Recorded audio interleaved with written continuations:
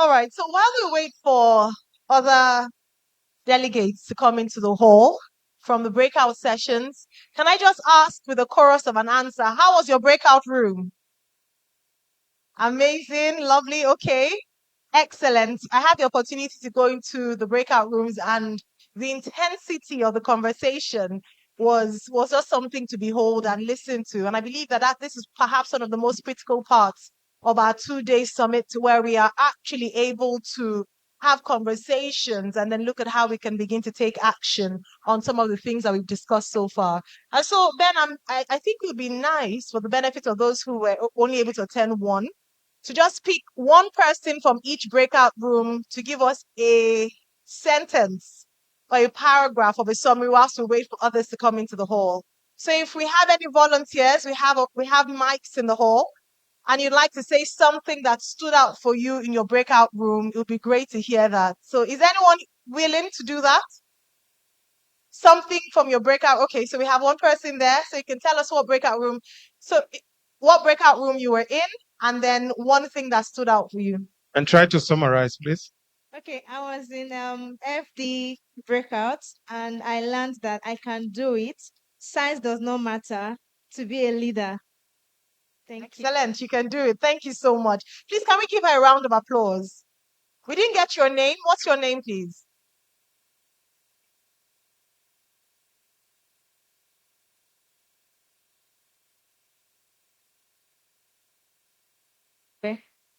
Your? Adeboye Sarah Temitope. All right, nice to hear your name. you. Thank you so much. Right, so that was from the breakout room, empowering youth as agents of change. Was there anyone in Honorable Dio Israel's breakout room? Or perhaps, okay, so we have a young lady there. Please, can we give her the microphone? Her hand is up. Thank you.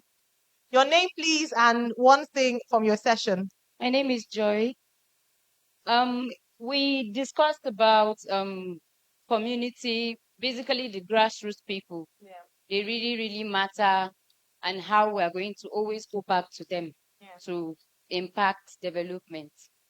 All right, excellent. Thank you so much. So grassroots matters. Absolutely.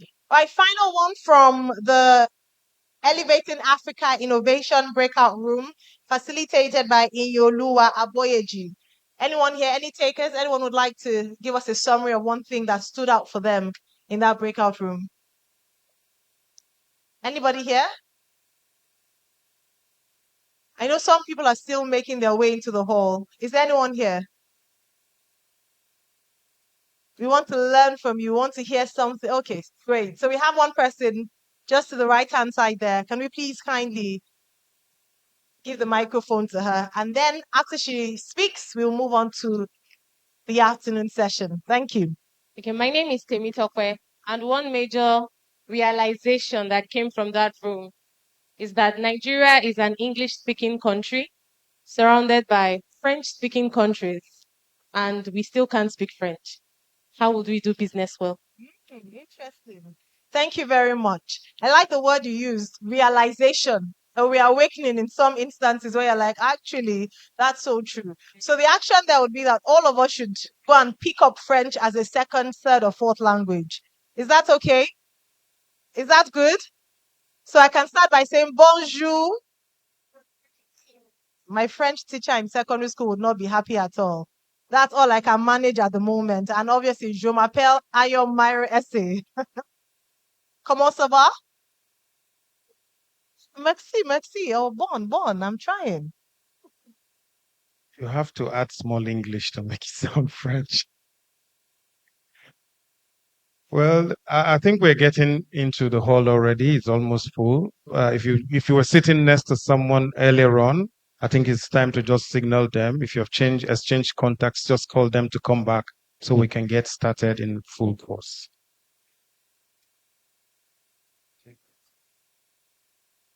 Now, this second half is going to focus mainly on the arts, entertainment, and culture aspect of elevating Africa. And yesterday, during the speeches, we heard about just how much of an impact our music, our food, our fashion has made around the world. And so I just have something to say to you as we get ready to go in. Sit back, fasten your seatbelt, enjoy the ride as we're about to take you on the journey for the next few hours. So the next, our keynote speaker for this session, of course, will draw us into a lot of things. But before we go into that, it's important that we take a look at the screen as we draw inspiration from the power of telling a story. Storytelling is important. It is our culture. It is part of our tradition, from our grandmothers to tales by moonlight. Let's focus on the screen as we draw inspiration on the power of storytelling. Well, while we will wait for the technical team to do that, we'll want to bring our keynote speaker for this segment, who will be talking on opening the final panel and drawing into inspiration for us. So, ladies and gentlemen, let's welcome one who between 2014 and 2015 appeared on The Investor on the reality TV series Dragon's Den. He's the founder and CEO of My Growth Fund Venture Partners and has authored 2 books. Ladies and gentlemen, let's welcome the South African-born entrepreneur, author, businessman, Vusi Thembekwayo. Please put your hands together for him as he comes up. Are we making that noise for Vusi? Please, can you clap for him some more as he comes up? He's such a gentleman.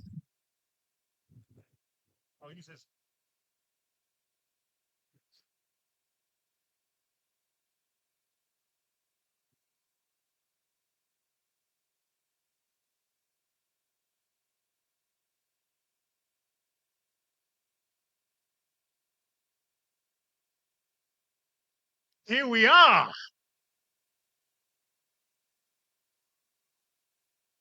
Here we are. Before we get started, let me acknowledge Her Royal Majesties. Thank you so much for the opportunity to be here with yourself.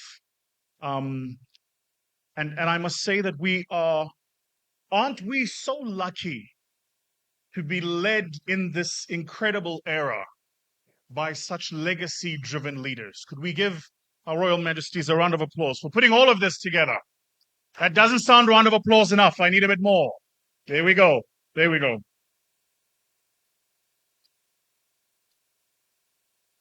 The vision to put all of this together, the insight to know that this moment, not only in Nigeria's history, but in our continent's history, requires a gathering of this nature, is only an insight that you would have as a leader when you are truly draped in the experiences of the people you lead.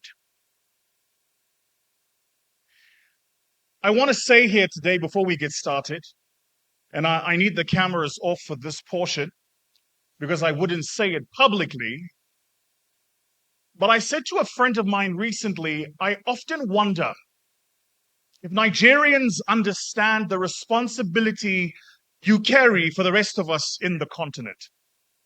You know, Nigeria is the rudder for the continent.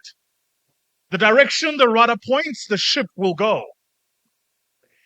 And I think for a lot of us in this season, it's about recognizing that beyond the tribe you belong to, the state you come from, or the nation state into which you were born, as an African in this moment and in this season, you are called to contribute to the direction the ship and this rudder is going to be sailing.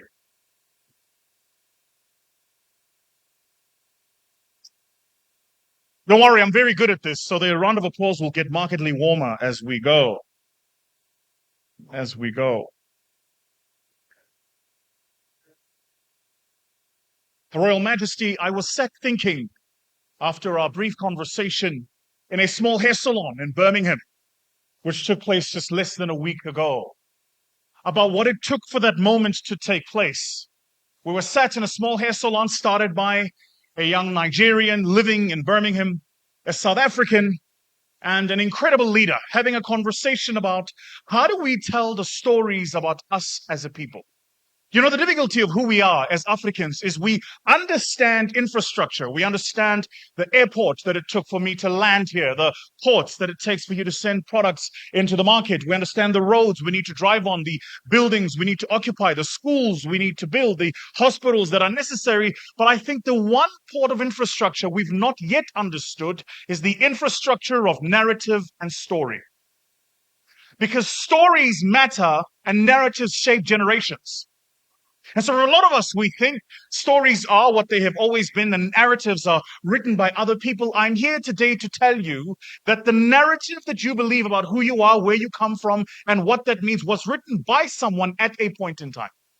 That is to say, you think you are free of mind and independent in thought. The truth of it is that you are following a script written before you were born by people you've never met in a context you don't understand to shape a future you will probably never experience.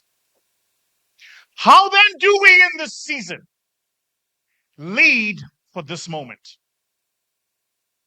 I yell only because I am impassioned. The first place we need to start is we need to start at acknowledging that the South African football team is better than the Super Eagles. This is an important part of the narrative we need to discuss here today. It's an important part of the stories that we need to tell. It's a fundamental recognition.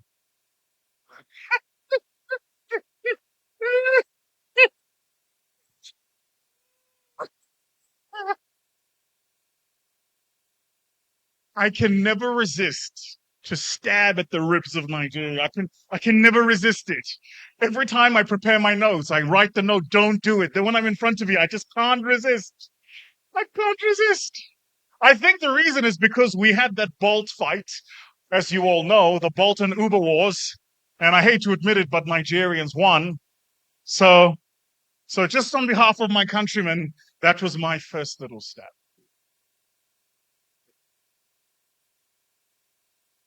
I wonder if we see ourselves the way the rest of the world sees us. You know, the rest of the world understands who we are and what we are. They understand what we bring to the global agenda. They understand that we're not just the land on which we are born or the minerals from which you can extract from that land. We're not just the agricultural produce that you can plant on that land. We're also the people whose stories heal the moment in which they were born into. The rest of the world understands this.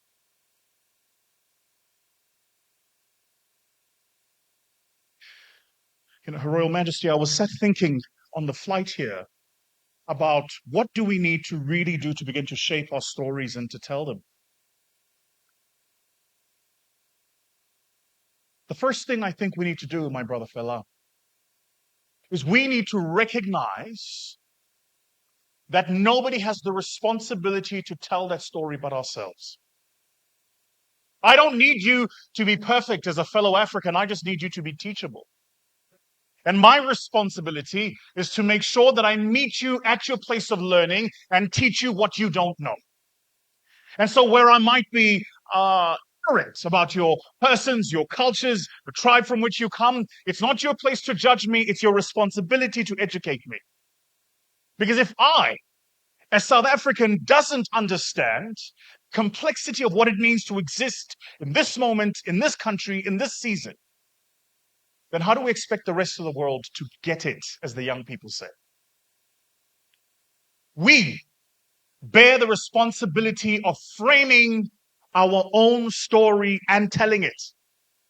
And to do this, we must first start at giving grace to one another, being truly patient with one another, understanding that it's going to be a multi-generational project.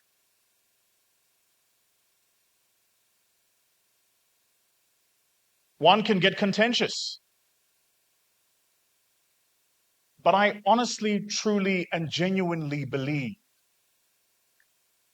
that at the end of the day, life comes down to making a simple decision. Either you are going to change your environment, or your environment is going to change you.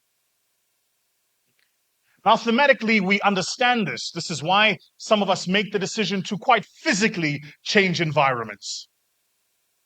But I think beyond that, we also have to understand the responsibility we carry in shaping our environments by how we exist in those environments. Let me tell you what you will never hear from me. You will never hear from me highlighting deficits in any of my African brothers and sisters, their nations, or the difficulties with which they're facing. It isn't because those nations aren't struggling. It is because that story is being told every day. The rest of the world doesn't need me to tell them the story about our struggles. They're here telling it for us. What they don't know is the stories of our triumphs. And the responsibility we have is to highlight the stories of those triumphs. So the first thing then is to take personal responsibility for what you're saying, what you're sharing, where you're sharing it, and how you're highlighting the stories. It pains me as a South African to say this, but I put up on Twitter that I was coming to Abuja for the first time. It's my first time in Abuja. Thank you. I've been coming to Nigeria for the past 13, 14 years. I've never been to Abuja. And can I tell you, when I landed here and on the drive from the airport to the hotel, my spirit said, this is Nigeria. And the difficulty and the challenge of being a Nigerian is that you have to resist the monopoly of the single story. The story that is framed of a bustling town of Lagos, which has its own great parts to tell, but that story is not all of who you are. If I had known that actually people in Nigeria do keep to the road lanes, I would have never made that joke that I made about you guys. I made a joke about Nigerians that you don't follow the rules of the road. For the rest of us, the rules are an instruction. For yourselves, they're more of a recommendation, really.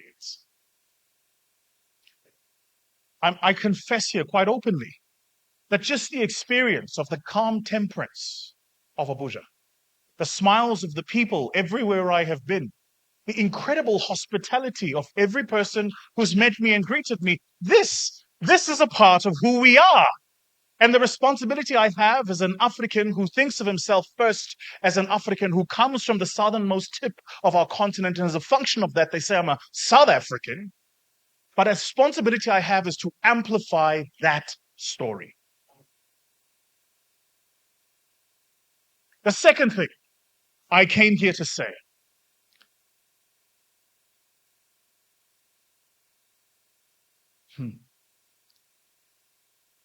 when I was growing up, we knew in my family and in my household that the history of who we were as a family, as a tribe, and as a people would be told from generation to generation by the women in our families. And so when I wanted to suckle at the teat of my history, it was my grandmother who I went to visit.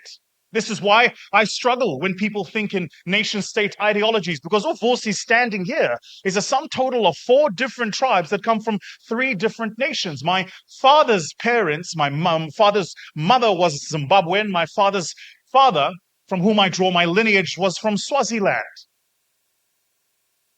the kingdom of Eswatini. On my mother's side, my grandmother comes from the kingdom of the Zulu people in KwaZulu-Natal. And my grandfather comes from the northern parts of South Africa, a Pedi-speaking part of South Africa called Limpopo, a beautiful part of the tapestry of who we are. That's why I'm 6'1", standing at 110 kilograms, very good looking, well spoken. It's all of this because I represent a tapestry of what it's taken, a collage, a mixing, a salad, if you will, to bring what I am to bear. Now, for other people, that might make me impure. For me, that makes me the future African. It means that I recognize that I am both at home and a visitor everywhere I go. And so the responsibility I want to bring squarely to the feet, and allow me to be presumptuous if I could, to the feet of the women of this moment in our continent, is to recognize the responsibility you carry is not just to birth the next generation, is to share the stories with the next generation of who we are.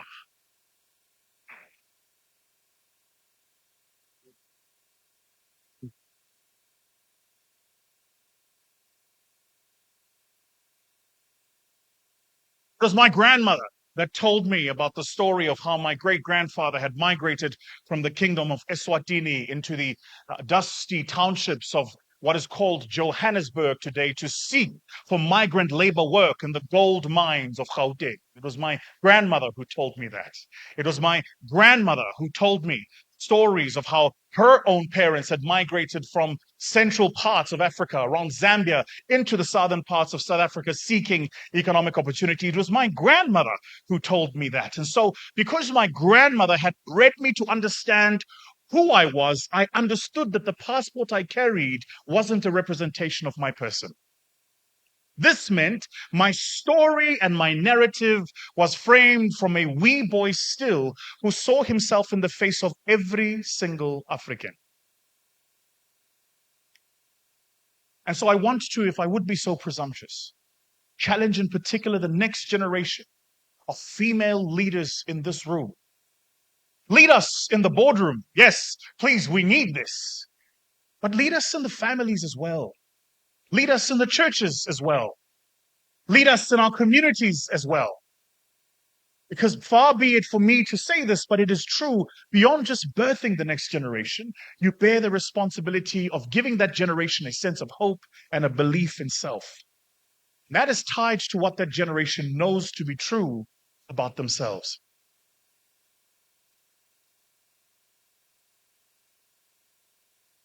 The third thing I want to say here around how we frame these stories is actually the recognition that the vast tapestry of these stories, the diversity of what these stories are and what they represent, is actually the story of just one. I wear the pin on my lapel. His Royal Majesty asked when we had the passing just a moment ago, and His Royal Majesty said to me, "Why are you wearing the pin from Trinidad and Tobago?" His Royal Majesty, I'm ashamed to say this, but you know the truth of it is I've been wearing it now for the past week. You are the first African who understood where it comes from. This bothers me because we should all know where this comes from. And I will tell you why. Yours and my brothers in the diaspora, whether they are in the islands of the Caribbean or the high offices of London, are still yours and my brothers. And whereas you and I might think we are different from them, you'd be very surprised to learn yours and my lived experiences mirrors nickel and penny theirs. They too suffered subjugation. They too have had stories told about them that are not true. They too are struggling with this monopoly of a single idea that anytime a people of color gather, nothing good can happen. They too are struggling with this.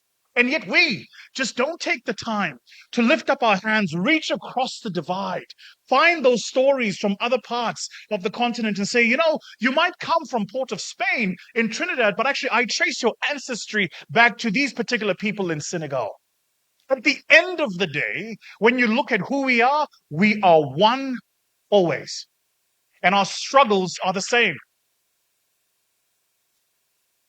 And so I want to say, in particular to the younger people in this room, this is why for me, this pledge to get together, this conference of how do we elevate Africa, is something we can only do when Africans see each other, no matter where in the world we meet.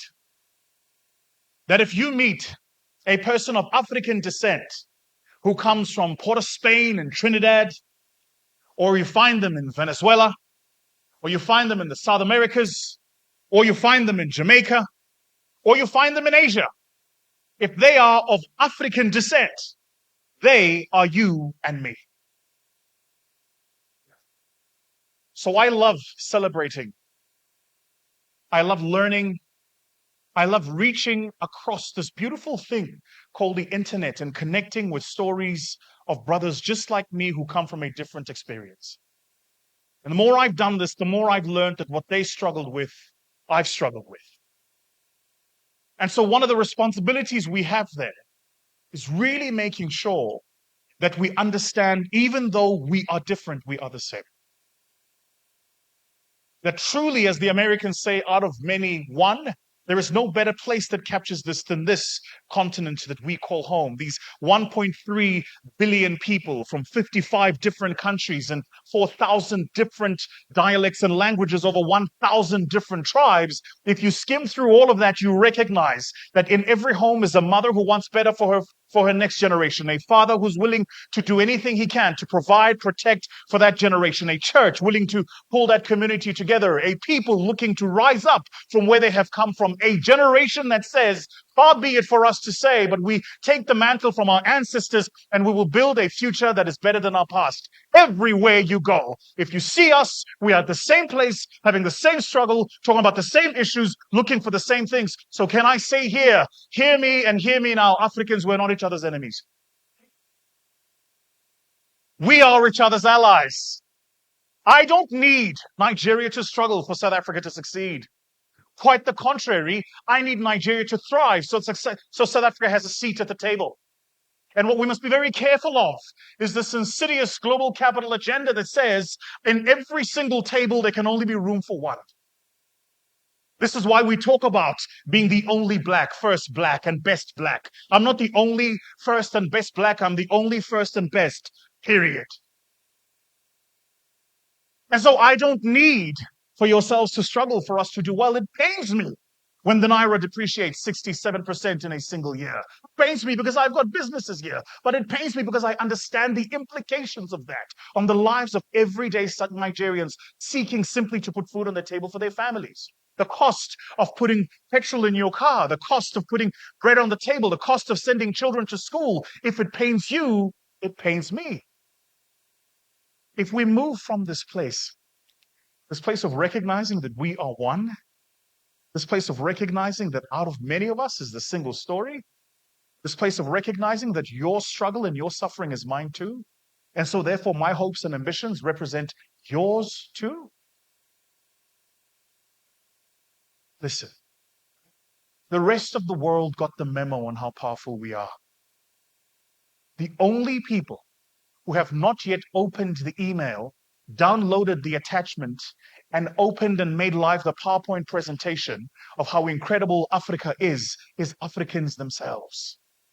And so I want to challenge our brothers and sisters who are not in this room, but who occupy positions of power. If you have nothing good to say, say nothing. But if you must say something, then highlight a story of growth and a story of success. A number of us in this room today know each other because we're connected on the World Wide Web. I think about my brother Fela and I, whose relationship grew incredibly close during the period of COVID. Why? Because through this thing called a phone, we could connect with each other even though he was in a completely different part of the continent than I. Maybe I'm naive, Her Royal Majesty. Maybe I'm naive. I just love my people.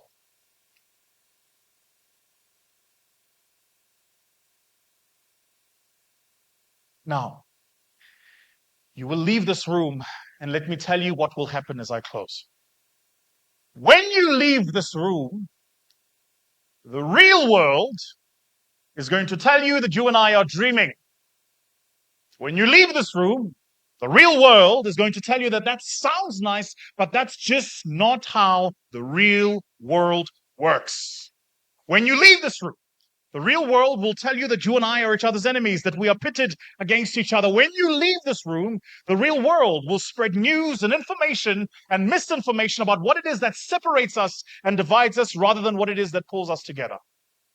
I came here to tell you this, that we have one simple vantage as African people. It is that we are naive enough to believe in ourselves.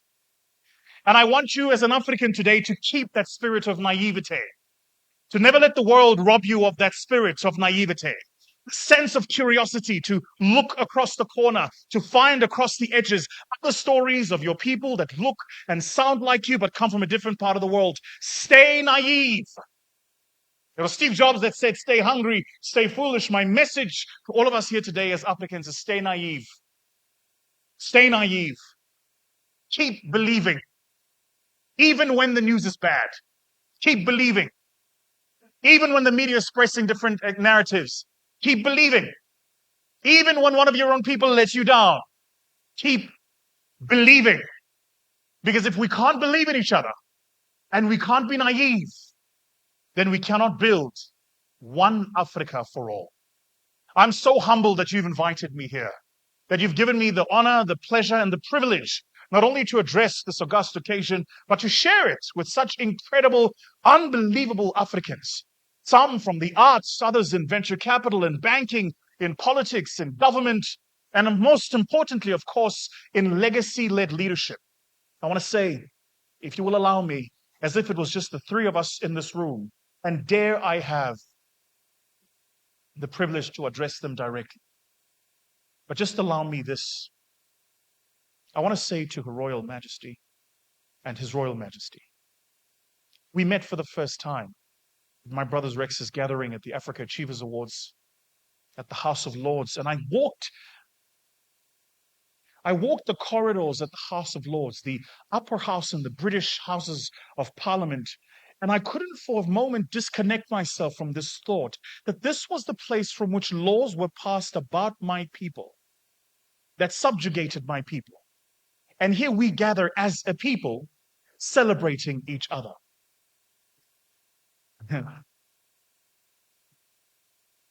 This is a God-led vision, Royal Majesties. For those of us who are believers, dare I say, I wanted to come here today to tell you that I think our Lord and Savior has called you for this season to truly bring Africans together, to make sure that we exist not in tribe or nation states, but that everywhere where we are one. And recognizing this, our Lord and Savior thought, I'm going to implant this vision in leaders who don't need to be put in power because I have given them power.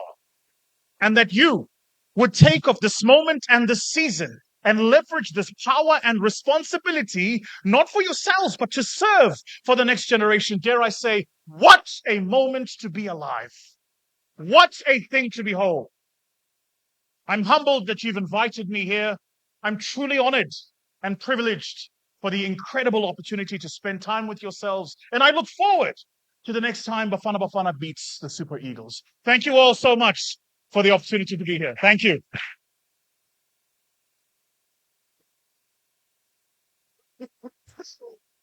Your Majesties, distinguished ladies and gentlemen, Vusi Tembekwayo.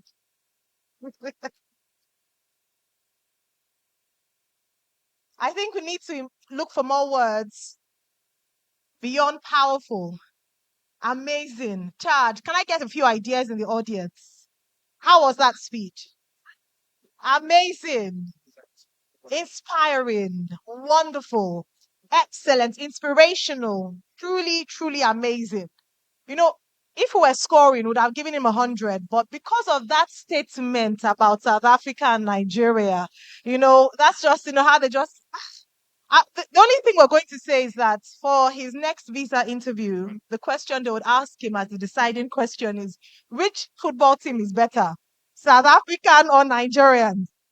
All in favor say aye.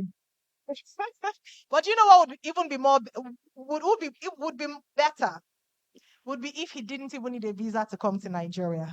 And that's the Africa that we're working towards, a borderless Africa where we can engage and interact and play and joke and throw jabs at one another without the fear of having to go through an interview. One more time, please, can we celebrate Vusi Tembekwayo? Thank you. All right. For those who are watching online, we hope you're having a great time. We have such a great and engaging audience. Again, if you know anyone who needs to be watching this, who needs to be a part of this, but isn't here physically, please kindly share the link with them. We're Elevate Africa on YouTube. And don't forget to follow us on all our social media platforms, in particular, Instagram at We Elevate Africa. And with that keynote speech, we're going to go straight into our panel session for this afternoon. I believe the final one for convening. And this one is, we're going to be looking at celebrating African resilience and innovation. As we're telling stories. It's all about stories from now on. We still have Davido coming up later on today in a matter of minutes. But For this particular panel session, I'd like to moderate and introduce her panel, a dynamic television and radio presenter, actress, film producer, MC, and entrepreneur. She's a true force in media and beyond. Beyond this, she is also an entrepreneur, a Mandela Washington Fellow, and a Tony Elumelu Foundation entrepreneur. In fact, she describes herself as being truly African. Please let's make welcome a Pan-Africanist herself, Phoebian Swill, to moderate the next panel session. A round of applause, please, for Phoebian as she comes to the podium. Thank you so much. Good afternoon, everyone. First of all, I'd like to say thanks to Your Royal Majesties for this opportunity and this important event. It's intentional actions like this that actually provoke the thoughts of Africans to take action and fix our continent. So I bring you warm greetings from the beautiful country of Sierra Leone with warm and lovely people. As I say, mi fambulem, una audu, ushe, auna de do. Did you understand that? You see, na Creole agreed una panso. And una not to Sierra Leonean name, but una understand no so. One Africa. Right. So this panel is going to talk about it's centered on elevating African stories, celebrating African resilience and innovation through powerful stories. Now, please, ladies and gentlemen, don't be stingy at all with your applause as I invite the celebrities who would take the podium as the panelists and speakers on this panel discussion. Please celebrate Teniola Aptamon, singer and songwriter.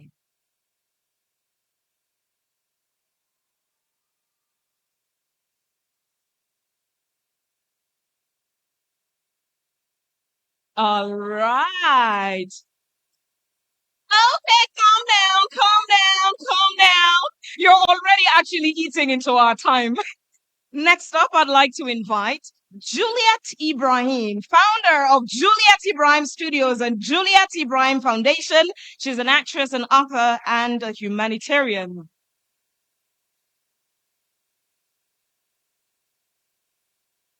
Mesdames et messieurs, finally, please help us celebrate louder and welcome the veteran actress and entertainer, Hilda Dokubo.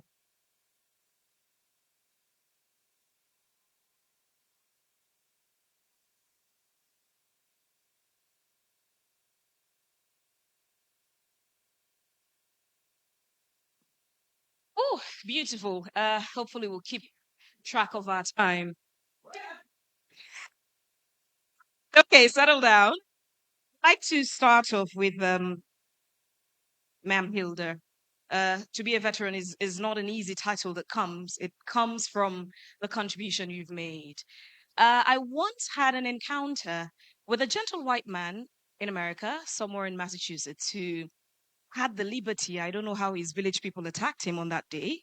He looked at this African lady and said, "Oh, you're from Africa?" I said, "Yes."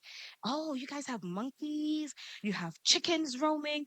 I patiently waited on him. After he was done, I said, "Excuse me, Africa is a continent, not a country. It has many different countries, lovely people, but you would see the conspicuous shock on his face." As I told him, there are parts in Africa that are more beautiful than many places in America. His jaw literally dropped. But this is the narrative for so many people who have not been to Africa.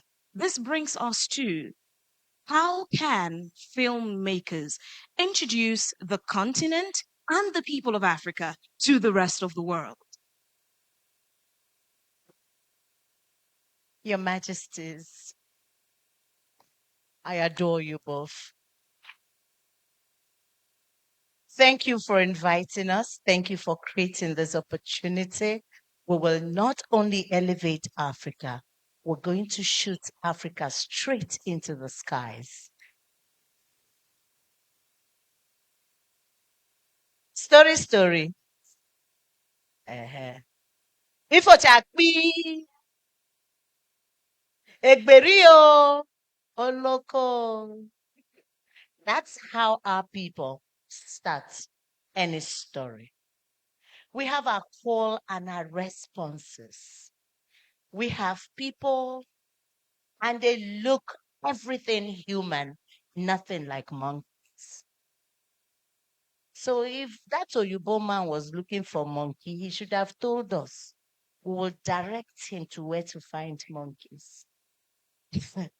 Okay, so how do we tell our stories for the world to see us as who we are? By the way, for me, when I discuss business, I look at Africa as a country. But when I discuss people, I look at Africa as a continent. Why? When they say Hollywood is American film, when they say Nollywood, it should be African cinema. Who put the boundaries that we have? Why can't I just stroll into Ghana? Why can't the Togolese come? We have things that are, common to us. Clothing, food that are common to us. So when we tell our stories, let's tell these common stories. As children, Mr. Tortis was Mr. Tortis. He was in every African community. Yeah. Playing Wayo and winning all the time. Right? All our stories had songs and dances accompanying them. Folklore was our tradition. We were proud to sit under the sun, under the moonlight, and we told our stories to our children, and they sang and danced to it. That was how we told our history. That was how we translated it to the next generation.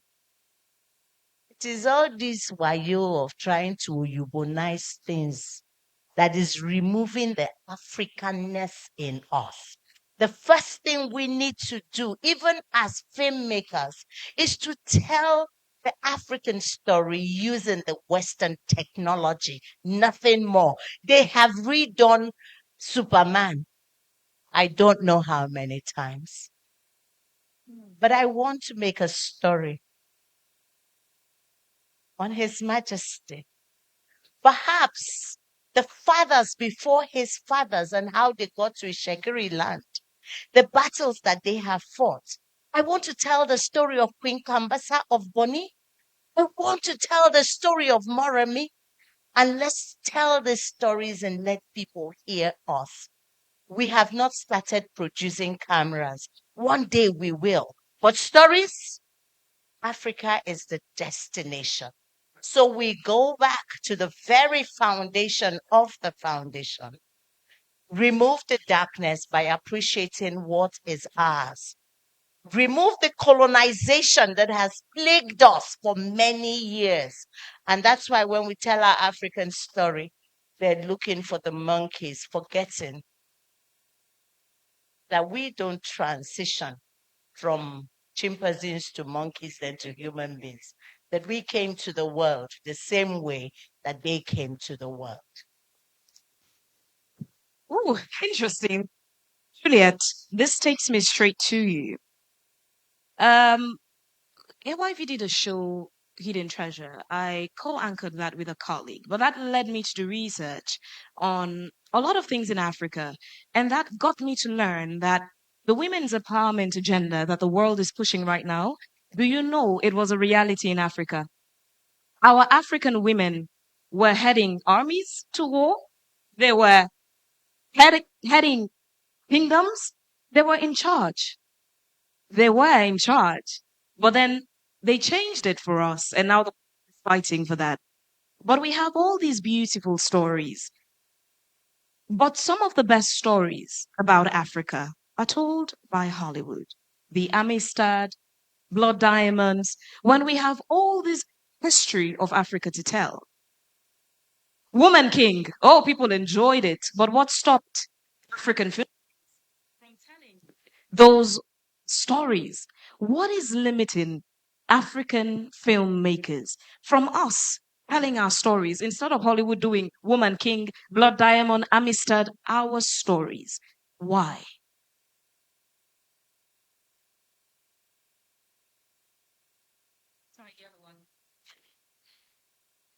Good afternoon, everyone. Your Majesties, thank you so much for having me. Yeah, we have the great Yaa Santua from Ghana, who was a female warrior. Yeah, so I think you really hit the question. Um, you see, our stories are being told because we do not have control. We have the narrative, we have the stories, but we still do not have control because at the end of the day, when you have a great story, you need funding.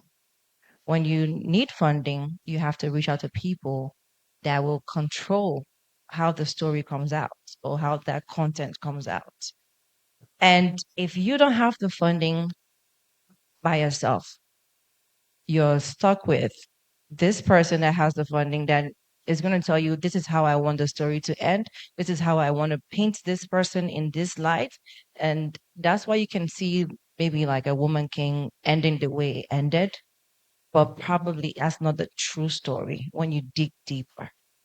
And it's always resources, funding.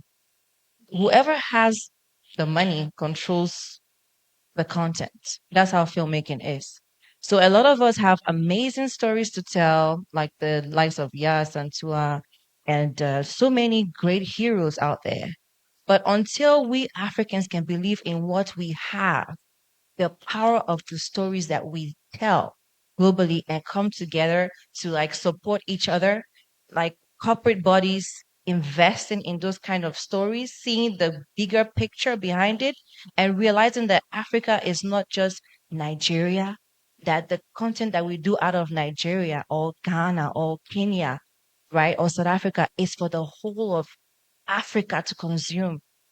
Then we can tell those kind of stories because that's what Hollywood does. They tell the Black Panther and the rest, and all of us will dress up to go to the cinemas in Black Panther outfits. But it's an African story, right? They saw it, they got it, and that's it. Right now, I hear they're about to produce Things Fall Apart. Why didn't none of us think about it? It's because somebody thought about it, maybe proposed, to like two, three corporate bodies, and like, nah, I don't think you can shoot it. As a producer, I meet people and I tell them I want to do something great. I'm like, do we really have the expertise? Can you guys really do it in Hollywood? We get those questions a lot. Like, I mean, you guys, your action films are always like, we can't do Hollywood action films, but we can do what's realistic. African action films. How we fight, our normal fighting. I go conk your head. I do like this. We can actually create those stories that are relatable for Africans and Caribbeans because Caribbeans are like Africans. We have a huge number. Like if we really put it together, we have the Caribbeans and Africans that consume our content. So it's always about support, Africa supporting Africa. We shouldn't make a movie that sticks to only Nollywood or like Nigeria cinemas or Ghana cinemas. What about crossing over? What about making a great film from Nigeria and taking it to every cinema in Africa for screening or premieres? What about collaborating and working together? I think that's where our issues are. The collaboration, not seeing that we're one, but then dividing ourselves as Africans. Thank you. Awesome. Tenny, I'll take this over to you. It may not necessarily be an issue that perhaps Nigeria or Ghana struggles with, but some of the other smaller countries in Africa deal with this. Sierra Leone, particularly, I know that we've had some of our artists who've come under fire on social media for doing songs and they have lines where they sound Nigerian. But interestingly for Africa, if you have an American accent or British accent, it sounds good. Oh, I like your accent. But when you sound like another African, it becomes a problem. It becomes a question of they would tell you, oh, you're impersonating one person. And because there are many different shades in Africa, you're limiting the knowledge of what people can learn about the different people and tribes and culture in Africa by sounding like another African that you're not. What are your thoughts in this area?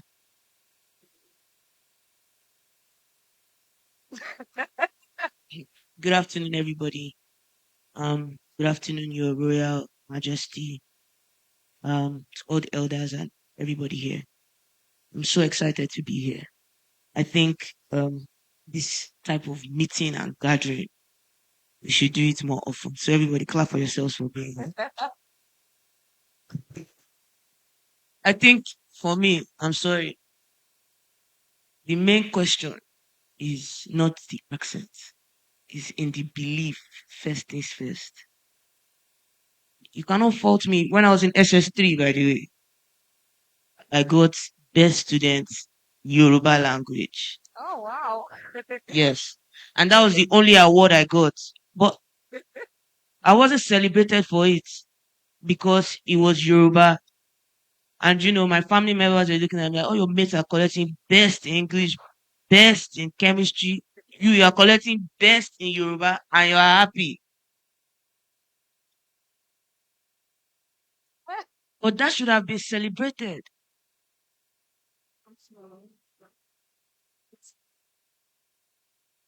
So for me, I think we should talk about the United States of Africa or United Countries of Africa.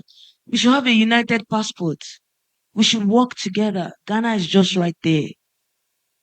Instead of thinking about why do I sound Ghanaian? I'm African first before I'm anything. We're together. Do you know that if something should affect Ghana, don't think Nigeria is safe. That's true. We must protect each other. So I feel like as a musician, in one of my songs I sang, just imagine if I didn't leave Atlanta for Lagos. Just imagine if I didn't leave America for Nigeria. I'll still be there trying to blow like them. But I came back to Nigeria and Nigeria blessed me. I blew. Everybody see them, they're clapping for me. So I think if a Nigerian does not speak good English, they'll laugh at you. But if you're speaking fluent Yoruba, they'll say you're bush. So let's go back to the drawing board. Let's go back to teaching our people, our children, the importance of who we are, our identity, our authenticity, originality. Look at our king. Swag. Joke. Swag. How many royalties in the world do you see look like this?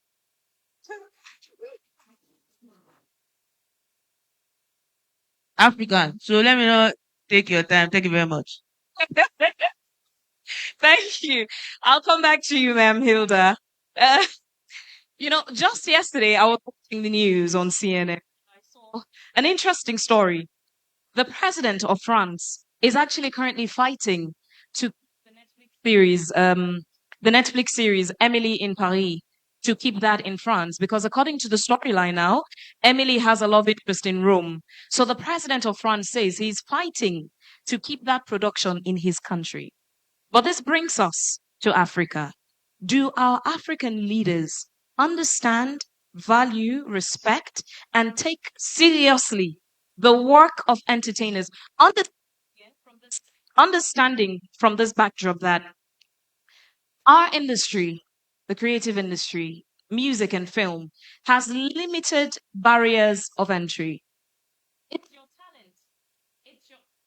How did I offend anyone with a mic? It's about your talent and your skills, not necessarily your academic qualification. Not even how you look. Nalai, ask Mr. Ibu, ask Sarah the Great, ask Aki and Popo. You still find employment opportunity within the industry. We represent our countries, our continent out there. Many people who have not come to Nigeria know a thing or two about Nigeria by watching Nigerian movies, listening to Nigerian songs. France, president fighting to keep a production in France. Are our leaders taking our work seriously? The question should have been, do our leaders understand the potentials of the creative industry? Do our leaders understand that we are stronger than oil? Do our leaders know that if you invest in these human beings who are both products and services, and I'll explain that. The name Hilda Dokubo is a brand, is a product. The work that Hilda Dokubo does is a service. So if you were classifying what I do for export, you will classify me as export, product, and services. Others will either be classified as export product or export service. But entertainment is both in one. Do they understand that? Have they opened up a desk to try to understand? Because it's very difficult to understand that you invest 50 million in one thing that they don't understand. People talking and talking, jumping up and down, conking each other's head. And then suddenly we tell you that you can make 500 million. The bankers will say, explain the inflow and the outflow. We don't have. What we know is that we have given you a production.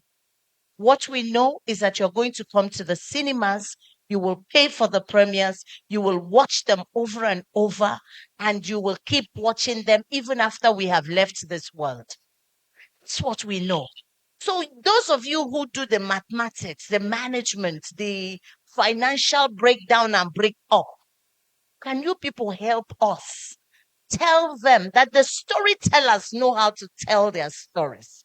And if we had the collaboration from them and from financial institutions, then we can have our government, somebody, maybe a governor, but thank God I have Olori saying I'm nodding and say, don't worry, I'm here, I'm standing.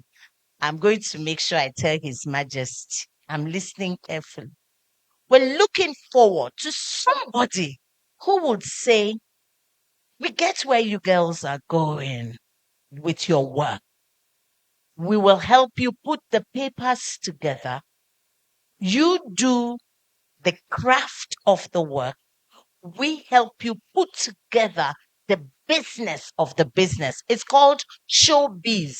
So there is show and there is business. Do they understand the business component of this business? That's a question we need to ask them, because the minute they understand that, all of them, including local government chairmen, will want to keep something. I heard somebody in government say, oh, can you people produce something like in those days, Hotel de Jordan? And I said, is it possible for you to give us these days money for Hotel de Jordan? So the reason why we're not keeping this is also the fact that they don't understand what they have at stake. If I go to the Nigerian police and I say, I want to shoot in the police station, they're first to tell me no. I go to the teaching hospital, I say, I need to shoot. They say no. I want to shoot in government house. They say no. So the no. How can the industry grow and be kept, or a series be kept? So there are a lot of questions and a lot of conversations that needs to happen. But importantly is that we need people who are in offices to understand that they're all sitting on gold mine that they're not mining, and it's just there. But one day, hopefully, somebody will see what we're doing and somebody will say, let's invest in this. And then we can have productions that they say this is funded by this government, and that can be kept running for several years, because it will be teaching our children our history, our cultures, our traditions, and importantly, our values as a people. Brilliant and beautiful points there. Juliet, the previous speaker touched briefly something around the role of Nigeria as, big brother in the continent. As Nigerians would say, follow who Nollywood. Nollywood is unarguably the biggest film production industry in Africa. And in the world, it stands at, I think, number 2 or 3. Number 2. So, but when you look at the representation of the African cinema, it's perhaps 90 to 95% dominated by Nigerian movies. Not that the other countries don't produce movies or good movies, but they are underrepresented out there. But Nigeria has made headway. What do you think is the role of Nigeria in this, especially in its title as the big brother of the continent, to help uplift the other countries to get to that stage where it is by telling our African stories?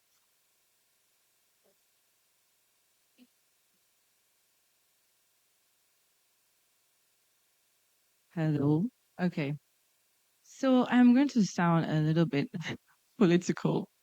Um, there's a whole monopoly and politics that goes on behind the scenes. At the end of the day, we want to be heard and seen as Africans.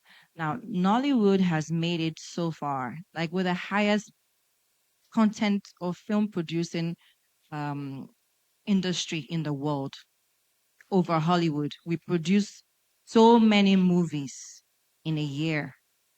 We have the potential. We have the skills. We have the people that can provide those. Right now, the issue that we have is actually from those people that get those connections or they get the access to the foreign entities that come into Nollywood and say, hey, you know what? You have the cinemas. We want to distribute. We want to do this. And this is what we want to see. Now, our same people sit down and they'll tell you because one content was comedy and that comedy was the one that sold out cinemas across the country means that's the way to go. That means every other film that they allow into the cinemas must be comedy for a period of time.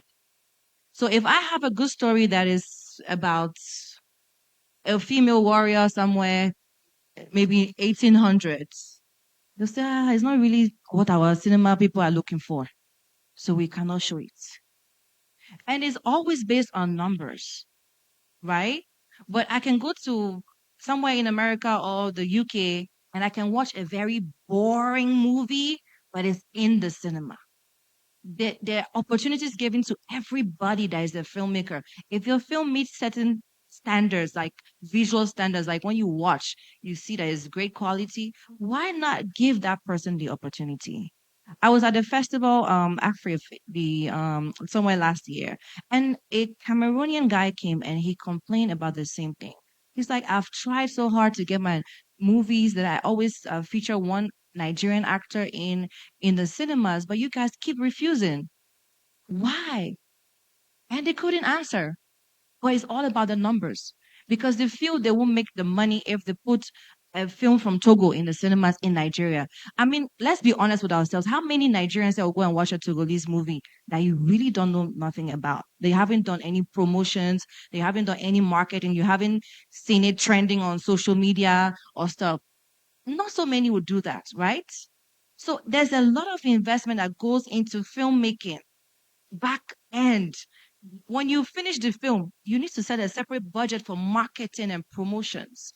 That's why nowadays you find some of the producers dancing on Instagram like crazy just to sell a movie. Am I lying? And me, I cannot dance, so I cannot sell my own movie. So you have a lot of stress to go through just to promote your movie after you've invested over 50 million, 100 million naira. Let's say $100,000. I don't take pleasure to interrupt you there, Mhm. but the Filipino movies don't struggle like that either. They But don't. gladly in our continent, we line up to watch them. People line up to watch Z World Mall in Africa when they Exactly. don't even struggle to advertise in Africa or So do marketing. that takes me to my next point. Until we Africans can start seeing the importance of what showing our own content on even terrestrial TV, we will still be at this place. It happened in Ghana where it used to be one Things We Do for Love was one of the longest Ghanaian series on TV. It was running, and then suddenly the Mexican series started coming. Telemundo became a thing. Things We Do for Love left from the prime time to like a time that nobody wants to watch. Telemundo became the thing that everybody wants to watch. So it's become a prime content. And it's the same thing happening in Nigeria, where the Z World, the Telemundo are what our mothers are now watching. So our mothers have left watching African content to watching Telemundo and Z World. What happens to banning those contents? What happens to keeping them where nobody wants to see? Because we want our African content to be the ones that our Africans get to see. That's where our problems lies. So it's us. We are the problems because you're depriving us from earning and from making the country income, because Hollywood is Hollywood because Hollywood has seen that the entertainment industry, the creative industry is what makes them the most money aside everything else. Yeah. Thank you, Juliet. I'll wrap up with Tenny. We keep reiterating the importance of telling our side of the story to the rest of the world. When you watch Hollywood movies, they don't show you there are potholes close to the White House. They don't show you that there are beggars, street beggars, close to the White House. That there are homeless people with just tents close to the White House. You'll need to go there to see all of these things. What they show you is the dream of the beautiful lights and buildings in New York and all those beautiful things. But this leaves us in Africa. If we're telling our story, we have the good, the bad, and the ugly. Which one should we tell and why? We should first be telling the good ones first. Let's start with the good ones. Because them too, they are bad, but they are telling their own good stories. They have their own bad side too, but they keep telling us the good stories. So we have to first things first. Yoruba will say, "Oh, nani no is what you have that you bring forward, that you show the world." I think they're coming together first things first. First, sorry, Nollywood movies. That it Lagos Ikoyi Bridge. First, cancel that one first. First things first. Sorry, I'm not an actress. I'm going to be an actress in the coming future. So you see that Black Ikoyi Bridge, they should first ban it from Nollywood movies. Then let's stop that one. We can shoot in other parts of Africa. You carry Genevieve to Sierra Leone, carry her to Senegal, carry somebody from Ghana to Nigeria. Let's work together. And for the music, I just saw David. Yeah, David is here. Obio, Bade. Yes. David is actually very, very important in this conversation. I'm happy to see him here. Because if we have someone like David and 3 other big giants, they will not be buying our music the way they are buying. Because let me just tell you something. They are buying also. They are buying all the music. They are buying the publishing. Other people are buying our publishing. They are taking our masters. They are taking all our intellectual property. So the real conversation is, how do we keep our intellectual property in Africa? One, for Africans. Because now if I want to clear something that Fela used, I have to go and clear it from a Oibo. Sorry. I have to go and clear it from an Oibo. Why can't I clear something Fela made in Africa? Because it does not belong to us. So now we're selling all our rights to them. Let's talk about that. We need funding, like you said, but not to the wrong people who go carry our money jack. We need funding. Make all of us, they see where the funding they go. Maybe they see where the money they go. Say, oh yeah, this one, I we want use build studio. Nobody will go carry and go your village, go build a mansion. But what I lastly want to say is, allow musicians sing now. They'll say, let us breathe. Teach us. Make forums like this. Educate us. Link up. Let tech people sit down with musicians. We have so many stories to tell. Trust me, we are the ones representing you people. So you people should be praying for us. Thank you very much. Thank you very much, Tani and Juliet and Madam Hilda. Thank you so much. I just want to leave all of us with this. So Yesterday, Her Royal Highness spoke about it's not about titles, it's about impact. So the Africa we see is in two dimensions. The current picture of what we see, and that picture of Africa we see in our minds, in our vision, in our imagination. The gap between the current picture and the one we see in our minds is closed by our actions. Today, make it an assignment. After this whole event, go back and sit. Think, what picture of Africa do you see in the reality, and which one do you see in your mind? Make a personal commitment to take action. Ask yourself, what can I do as an individual to change the picture from what it currently is to that which I see in my mind? Only with our actions can we make a difference and make an impact. So please make it a duty, commit to change Africa. God bless you all. Thank you very much. Please put your hands together for the panel as they rise to take a group picture.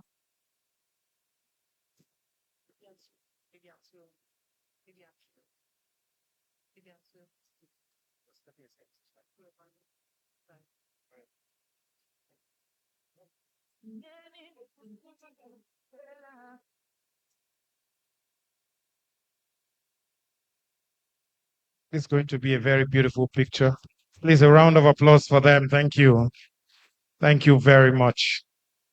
This is acting, movie, producing, and media practice all in one. African women doing great. Please, another round of applause for them. We are moving quickly because of time, but the next item is very, very strong. It projects the Africa in a very positive way. Ladies and gentlemen, want to specially appreciate may I especially appreciate His Royal Majesty Omakama of Toro Kingdom, Oyo Nimba Kabamba Iguru Rukidi, the fourth of Uganda. You're welcome. May I also specially appreciate Lord Fabrice Rulinda, Lord Mayor of Entebbe Municipality, the Republic of Uganda. Thank you very much. So I don't know how long your tenure is, but I'm saying you may come and contest for AMAC. AMAC is also in municipal area in Abuja. When you are done with your tenure in Entebbe, just come. If you like municipality, Abuja Municipal Area Council, AMAC. Please congratulate him. May I also specially appreciate one who started off as being a risky, he wears D and G. He wrote a song about the money and slowed his mind. He talked about women in a beautiful way when he talked about Wonder Woman. When they tried to slow him down, he said, please don't slow me down in Yoruba by saying Emma Dami Duro. But eventually, he gave us all the assurance. Can we put our hands together for OBO, the baddest, David Adedeji Adeleke, popularly known as David Doe. Please put your hands together for him. He's in the building. Okay.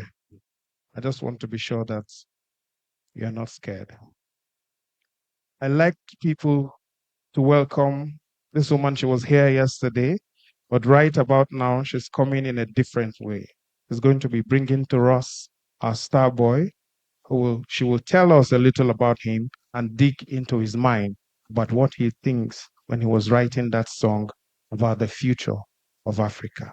May I welcome one of Africa's best gift to the world, in fact, Nigeria's gift to Africa, and then now the world is claiming. Please put your hands together as I welcome for the fireside chat with Davido. Let's welcome Stephanie Busari. Please put your hands together for her. Hello, hello, hello. Good afternoon, everybody. I'm so thrilled to be here. And yeah, David O, hello. Let's make some noise. I mean, David O needs no introduction. Am I right?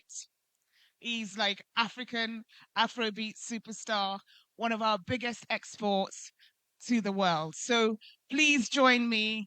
Let's give a rapturous welcome round of applause for David O. We can stand. Yep, let's do it. I pull my eyes, but I'll be Say what? That's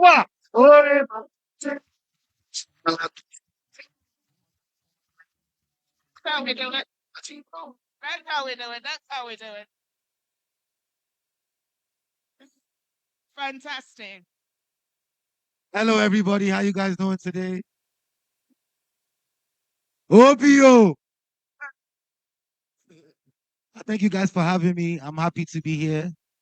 I want to thank the Olu of Ori and Olori for inviting me and sending me a beautiful ass plane to pick me up from Atlanta. God bless you. It was actually my twins' birthday yesterday, so after the twins' birthday, I had to make sure I So, was. guys, we're going to say happy birthday to the twins, right? 1, 2, 3. Happy birthday. Thank you. I can't tell you their names, don't worry. Okay. Okay, but huge sacrifice that David has made to be here with us. So we really appreciate that. Thank you for joining us. You're one of Africa's biggest kind of music ambassadors, and you always talk so passionately about Africa, but Nigeria, where you come from, and what that music means, taking that to the world. How important is it for you to represent Africa on the global stage?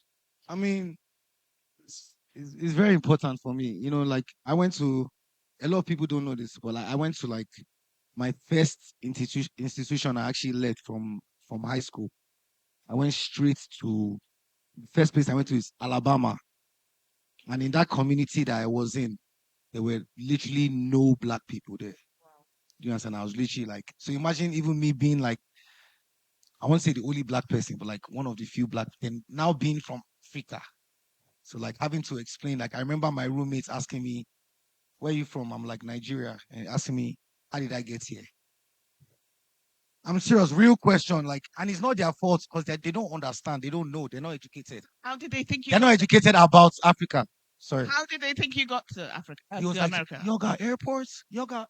And I'm like, bro, I live in a 23-room house. Like, you know what I'm saying? I live in a mansion. But like, you know, it's beautiful to see how everything has changed from, I'm talking about 2008, 2009. Yeah. Like me coming straight, in their own words, they'll say off the boat. You know what I'm saying? But like I actually really came from high school straight to Alabama, explaining to them like everything that you guys have here, we have over there. You know what I'm saying? So So, how do you think the international perception has changed of Africa over the years through the music and the culture, like the success of Afrobeat? yeah, from when I was young, like 13, 14, 15, when you first say Nigeria, the first thing they're saying is 419. That's them, and that's the honest truth. Them. Do you know before Africans used to lie that they were Jamaicans? Yes. I did that. I confess. I did that when I was at school. Yeah, Africans used to lie that they're from like the West. You know what I'm saying? Now Jamaicans they lie say they're from Africa. You know what I'm saying? So I've seen everything change, like especially with entertainment. Like I said before, you tell somebody, "Oh, I'm from Nigeria," you know, so they'll say weird things. I'm talking about 13 years, 12 years ago. Now you say, "Oh, I'm from Nigeria." What would they say? Oh my God, I love the music. Yeah, I love the music. I love the clothes. I love the food. In Times Square now, the biggest restaurant in Times Square now is a Nigerian restaurant, Lagos Lounge. Do you understand what I'm saying? Like, Yes, I was there. I was there 2 weeks ago. Really beautiful place in Yeah, the like- heart of Times Square. It's incredible. everywhere you go, like everybody's booking their vacations to Nigeria, Ghana, Ivory Coast from February. I'm talking about they're going in December. So like it has really, really changed. And that's great. That's great because now our artists, like pretty much your music is the pop music of the world now, isn't it? Everywhere. Yes. Why Where you go? Why even scared? Why? Why are you scared? They're coming for us. No, but like everywhere you go, like it's beautiful to see. Like my dad would call me, like, "Oh, I just left like the CVS, whatever. You're playing your music. You enter the car in America on the radio, back to back. They're playing our music. Wow. You know what I'm saying? It's just amazing to see. You know. Let's talk about your dad for a minute. I mean, because initially he wasn't very supportive of your music career. Yeah. So now he must be so proud. I mean, Uh-uh. walking into CBS.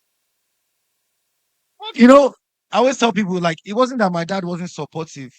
My dad was just realistic. You know what I'm saying? Like I'm first generation entertainer in my family. Everybody else now, doctor, lawyer. I'm the governor. But I'm first generation entertainer in my family. Obviously, my uncle dances and stuff like. But apart from that, So the entertainment gene is in there but like somewhere. first entertainer, like you know, what I'm saying my dad my family there was a basic strategy. You go to school. After you go to school, you go and your office is waiting for you in the company. But I was the one to say, "Oh no, like I want to do it this way," and obviously there was a long battle with my dad. I don't think I won't say he wasn't supportive. He was just being realistic because obviously he didn't know that it's gonna be this late. You feel me? Sir. But you know what I'm saying, over time, obviously he's big on education. I got my degree, I had to go to school, I did NYSC, I did everything I needed to do. So that was his own, you know what I'm saying? But now my dad is like my biggest fan. Like So what does he say? Like when he hears your music in CBS, does he call you and go, David, David? I mean, does he say my son is proud? best. Oh, Yes. that's nice. He argues with his friends. David is the best. Wow. You know what I'm saying? So And how does that make you feel? You must feel like vindicated. sweet. Oh, Of course. It feels good for, just looking at somebody that didn't know where everything would get to. And it's nice because apart from, my daddy's business um uh accomplishments he's done, I know how many places my music don't help my family enter. wow. Yes, so forget the money.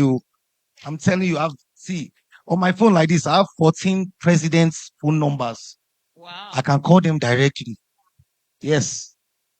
Do you That's a big understand? flex. And that's a big just flex. that's just with music, because like every country we go to, once we land, the president wants to meet us, the government, and that's also showing our culture and showing our country and everywhere we go. But it's an amazing feeling, it's an amazing feeling. Okay, so you often, I'll let you Okay. have a little hat. Yeah. It's sweaty work interviewing, I'll tell you. So you often showcase the richness and diversity of African culture in your music and visuals.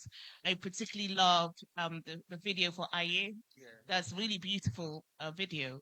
So is it deliberate that you consciously use your platform to showcase your culture? Is that deliberate?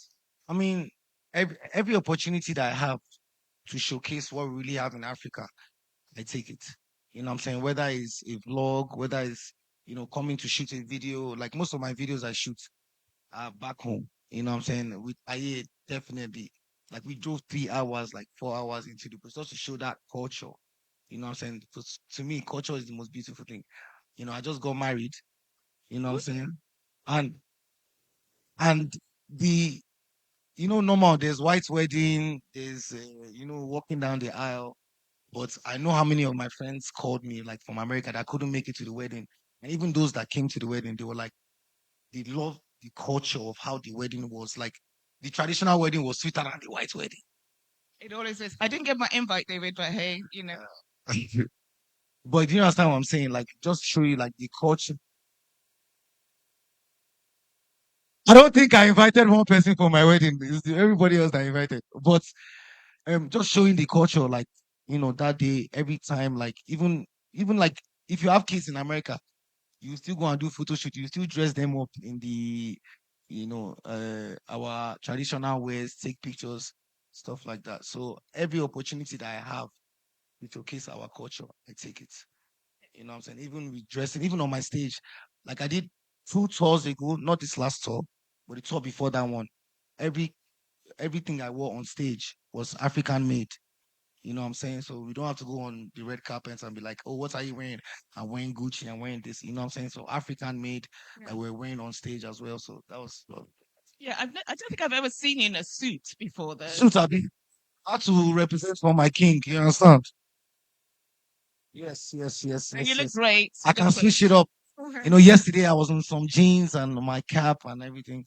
Tomorrow you can see me in Agbada. Tomorrow you can see me in anything. But No, you're every man. You're comfortable in yeah, any for sure. sphere. That's fantastic. So, as someone who has seen both the Western and African music industries, Yeah. what do you think are the unique strengths and opportunities in the African creative space that you think the world should pay more attention to? Man, even if funny enough, even like my label in Sony that I'm signed to, most of the people that are killing things there, like shutting down, bringing up the best ideas, best video directors, even down to like even LV Gucci, like the main people that are really creating these things. If you really go and search their names, they're actually Africans. Yes, the best doctors in America are Nigerians. You can search it. You know what I'm saying? So even in my label, now the Africans they bring the best ideas. So that will show you that our imagination is off the grid. Things like Netflix, Amazon Prime, they come to Africa to get movie ideas. Yes. Now you go on Netflix, you see top 10 movies, even the American Netflix, you see like 2 Nigerian movies there or like 2 other type of movies there. But like Africa is next. Like trust me. Like Yeah. I feel like we have everything. We're just missing like a couple things. What are we missing? Africa, man, Nigerians are strong-willed people. Like everywhere I go in the world, everybody has a Nigerian friend. Whether you're Chinese, Filipino, yes, everybody get Niger friend.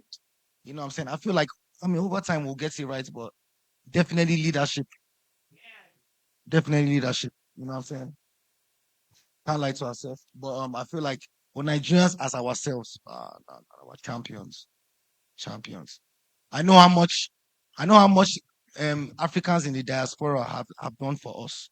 When I say us, like me, my colleagues, like back in the days, like they will never ever, even if you can sell it out, they will never give you. Like I know how many years I tried to book Madison Square Garden. Yeah, it's not that they didn't believe that I can sell it out, but just the fact of it's going to be 20,000, 30,000 Africans here. Do you understand? But now they are rushing to us. Sells out in minutes now, doesn't it? And I mean, tap. No. But you know what I'm saying? Even just doing that, like I remember when I did the Madison Square, the same guy that didn't want to give me the venue. Oh, thank you, Mr. David. That was amazing. I've never seen anything like that. And so we are looking at them like, you know what I'm saying? Like we told you are coming. And that's one thing that I wish for my continent is for us not to go outside and be finding Western validation. Do you understand? My king, you remember how we spoke about when I said we're going to bring O2 Arena to Warri? There's no reason why I've not done a full tour. I've done a full tour in America. I've gone to every state in America and done a tour, arena tour. I've never done it in Nigeria, in my own country. Like, I'm tired of performing in a hotel. Come on. I know. Do you understand? So, like, So is that on the cards? Yes. I mean, Eventually, we coming need to Warri and in December, maybe. No, I'm going to. Don't worry. I enjoy Warri. Don't worry. I hope I enjoyed it this first time. But like, we need those type of arenas and facilities in every state if we can. Do you understand? But over time, it will happen. It's already happening. I think they're building one in Lagos already, and I think they're starting one over here. So, yeah. So, David, you mentioned leadership. Yeah.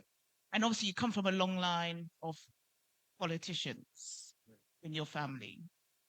Is that in your future? No. I mean, yeah, like my family, obviously, like my uncle, my late uncle was the first governor of Osun State, and my uncle is the current governor of Osun State. And just growing up, being young, I remember just being around, the political, side of things. But yeah, it's Nigeria politics is complicated. It's sweet too. It's sweet, but it's complicated, and all we can do is just hope. It's our country. We can't live here. You know what I'm saying? So we can hope and pray that things will get better within time. You know what I'm saying? And I feel like I have hope. You know what I'm saying? So I feel like with time, and even just with us, you know what I'm saying? The younger generation. I always tell people, don't forget, the younger generation are getting older. They are getting wiser. You know what I'm saying? People are not going to be quiet forever. You know what I'm saying? So I'm happy about it. The younger generation, I'm also excited about the younger generation over time being involved in, the government as well. But over time, I feel like everything will be But sorted. not Dave, not David. Me? Let me be singing for now. I think for now I'm good at my job. You don't think so? Okay. Yes. So for now, let me stick to what I'm doing. Okay. I'll let you dodge that. So you worked with artists from all over the world.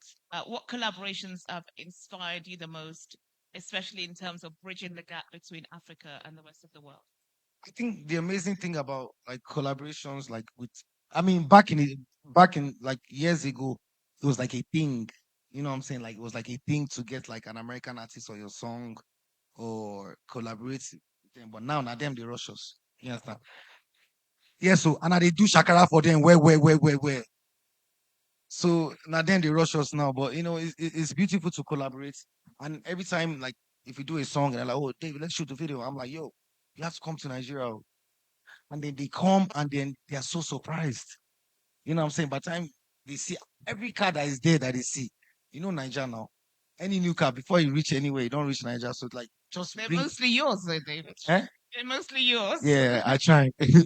But just bringing them here and just showing them how Africa is, and I think they never go back the same. Like I said, they don't tell because I went to school in America, so they don't really educate you that Africa is actually.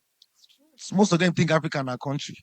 You understand? If not for social media that we have now, that people can actually go on social media and see how things actually are, and like people like me, my colleagues, not only music, even sports, fashion, those kind of things are showing people that okay, this place is actually lit. You know what I'm saying? So with collaborations, I'm just happy that everything is changing. The narrative is changing. It's not us chasing them to do something for us. Now it's them wanting to come and actually work with us. You know what I'm saying? So That's really great. And it's great that we have people like you who are actually cultural ambassadors for the continent, not just for Nigeria, but for the entire continent, because you are through your music and through the narrative that you feature, you're changing those perceptions. And people are actually like I watched a white couple, sing an entire Yoruba song from start to finish. It was Ashake's song, I think. They sang it in the car. Did you see that? And it's just beautiful to watch that kind of the way that our culture is transcending to all over the world. it's crazy. Like even like my shows, do you know it's crazy? Like 60% are Africans. The rest is like Caucasians, Asians, Jamaicans. Now you're now mixing all these people together in one. Like I think one of my shows, I don't know, I think Ireland or Dublin, a like a Nigerian and like an Asian, they met and they got married, and yeah. So it's just showing you, yeah, yes, coming to my show, they met there. Yeah, so I'm just showing you how the cultures are. I'm helping my Nigerian brothers find way. You understand? But like it's just amazing. Like I'll be in the airport. Okay, there was one time because when me and my wife stay in Atlanta, like it's really like really white area. So there's like a grocery store. So obviously she should send me like, oh baby, go and buy something or just go. I mean, I liked when I just reached Atlanta, I like to feel normal. I like to drive my car. I like to go feel normal because in Nigeria, I cannot feel normal. So I'll drive my car, go alone. I go to the CVS. I come down. I go to the grocery store. So there was one time I was just in the grocery store. I was just picking things. That's like one guy saw me. Said no. He was shouting. Said, "Have you watched Coming to America? You saw when the guy saw Eddie Murphy and he was shouting, 'You don't know who this is!'" So the guy was going crazy, like, if you do is because I just I dey pack cereal, milk, normal strolling. The guy said, "Nah lie." So he was telling his co-workers, "You don't know this guy, you don't know." So it just made me happy. And the guy was like, he's just so happy that he can boast to his colleagues. Do you understand? That he can boast to his colleagues, like, look at this guy, like, you know what I'm saying? Like, so that was kind of cool too. So a lot of cool stuff being African, like it's cool. So yeah. I think we're coming to our final few questions now. I'm just a bit shocked that Davido does groceries, guys. Of course.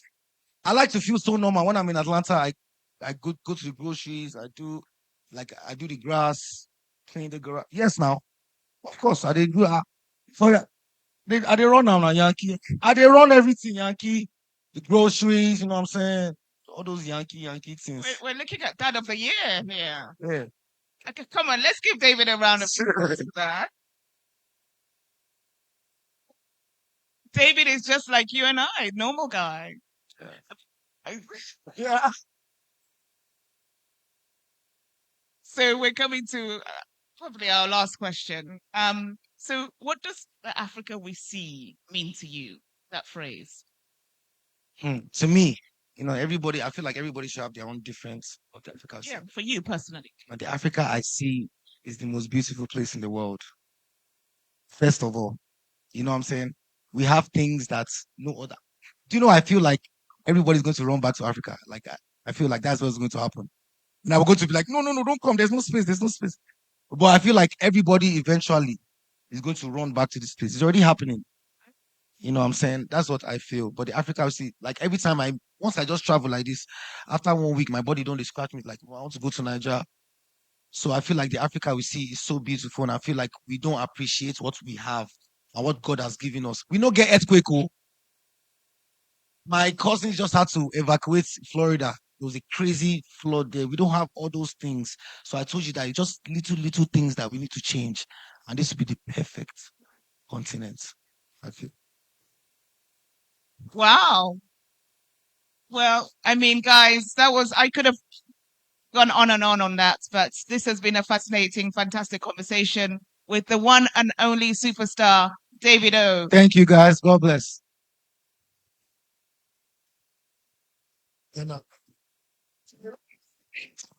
Sorry, can we take pictures before we go off stage? For Stephanie and Davido, can we please take a picture before we take our seat? Your Majesty's distinguished ladies and gentlemen, David Adeleke, aka Davido. Such a phenomenal session, like Stephanie said. I didn't want it to end. So engaging, so rich. Sorry. I'm only human. You must pick nobody, but I say I carry woman.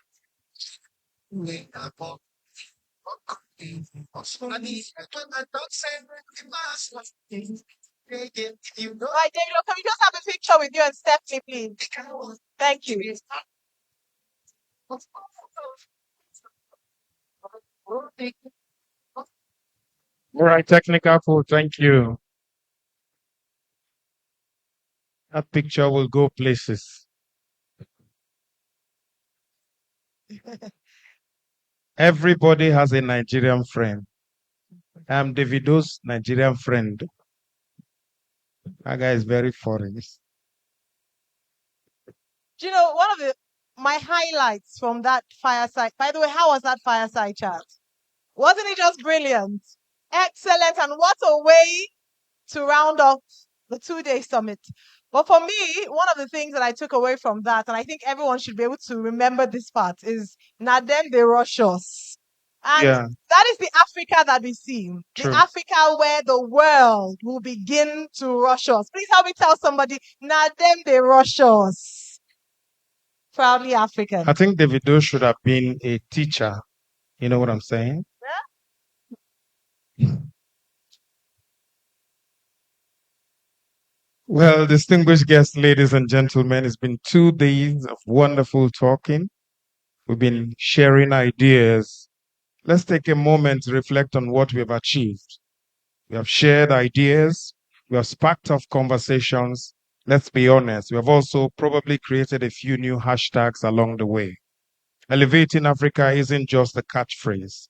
It is a call to action. It is a mandate. It is about envisioning the Africa we dream of, one brimming with innovation, resilience, and boundless potential. We have seen what potential is in every story that is shared and in every partnership that is forged here. So as we head back to our corners of this vibrant continent, remember, you are not just ambassadors of change, you are the architects of the future. Whether you are an entrepreneur, a participant, ready to disrupt the status quo, or a community leader lifting others up, your contributions really matter. All right, thank you so much. Thank you. Brilliant summation. Just as we begin to wrap up, just a few things to note. I think this is a good place for us to make that pledge because remember we said that at Elevate Africa, it's not a movement, it's a call to action. And so action begins now, right now. So if you don't mind, can you raise your right hand and say, I, insert your name, Ayo Mairese, do solemnly declare that I will elevate Africa and tell the world the Africa I see. Give yourselves a round of applause. You're ambassadors, and we're taking the message forward. So, ladies and gentlemen, let us keep this energy alive. Together, we can transform and turn our inspirations into reality and elevate Africa to the heights that we leave the world in awe. Thank you very much for your time, for your passion, for your drive, for your commitment, and thank you very much for being wonderful participants at this convening. And finally, can we honor our hosts? They have been absolutely phenomenal. The Royal Majesty, the Olu of Warri, Ogiame Atuwashe III, and of course, Your Royal Majesty, the Queen Consort of Warri Kingdom, Olori Atuwashe III. Thank you so much. From Warri to the world, please put your hands together for them. Can we say big thank you to them? Thank you. Thank you, sir. Thank you, ma. Thank you.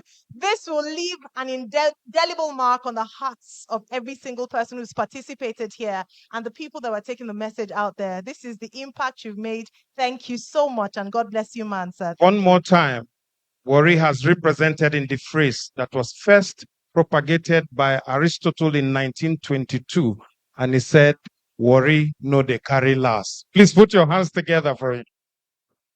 All right, thank you so much, Your Royal Majesties, distinguished ladies and gentlemen, all our guests from across the world. We hope you've had a wonderful time. Please don't leave here without networking, meeting someone new. It is us bridging the gap and making sure that we are one Africa. Talk to someone new, take a picture, tag us on Instagram at Elevate Africa. And of course, don't forget to share the link, Elevate Africa on YouTube. Until the next convening, it's goodbye and God bless. Thank you. I am Ben 200, half human, half amazing. Thank you very much for listening.